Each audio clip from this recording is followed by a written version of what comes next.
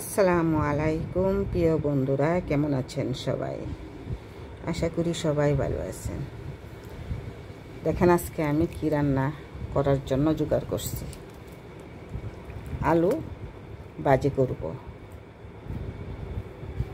আমার হাজবেন্ড বলতেছে অনেকদিন মাছের ভর্তা খায় না। আদা নিলাম কুচি করে, পেঁয়াজ নিলাম, অল্প রসুন নিলাম, কাঁচামরিচ নিলাম, মাছ ওখানে আছে, ওগুলা সব তেলে ভাজি করব। তেলের মাঝে ভেজে তারপরে শেষে ভর্তা করব আর আলুর ভাজি করব আজকে জুম্মার দিনে। কারণ হলো গতকালকে মাংস খেয়েছি, আজকে আর খাবে না, মাংসর তরকারিও আছে। আর এগুলো হইলো ভাজির মাঝে দিব পেঁয়াজ, কাঁচামরিচ কোচা।